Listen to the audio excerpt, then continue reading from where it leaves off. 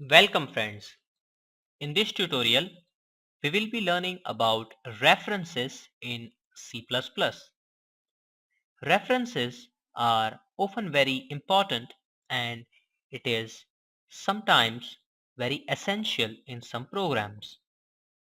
Suppose a situation in which you don't want the value of a particular variable is stored, rather you want a reference to that variable. And in some cases, this is very critical to our program. So in that case, references helps us. And in this tutorial, I'll be illustrating you how you can use references in your C++ program. Here is my hello.cpp and I have written a program to give you an example and an overview on references with C++. This is our program. It's our simple preprocessor, input output stream. Then we are using the standard namespace and this is our main function. Now here we have defined the integer variable which is I, and here we have defined a double variable which is D. Now let's say we want to set a reference to this I, and it is very simple how we do this. It is int, that means the data type to which we want to refer the variable, end after that. So this is the end sign which you can type by using shift plus 7.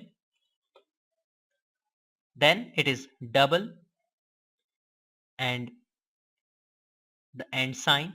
Now you see after that end we are typing the name of the reference, which is R in this case, and is equal to and the value of the variable which is I in this case. So what this statement means is we are referring to this I using R. So wherever we type R, it is referencing I. So if we type R, it will print the value of I because it is referencing to I. In the same way, double and S, which is our reference, and the destination is D, which is our this double variable. And here is the rest of the program, which is very simple. We are initializing I is equal to 10 and D is equal to 100.99, and we are printing these values. Now it is very important, the value of I is equal to I. Now in this statement, the value of I is being printed directly from the memory of this I variable.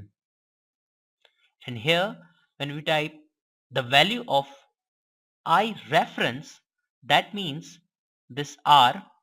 So what it does is go to this R, and this R is referencing to I, and so it is printing the value of I.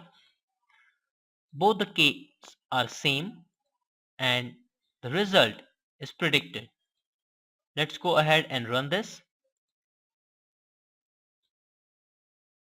And as you can see, the value of I is I, which is printed directly from the memory of I variable, and the value of reference I is equal to 10 also, and it is being printed by the reference.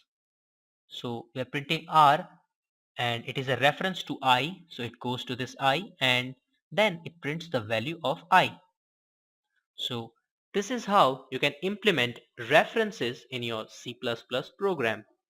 Thank you.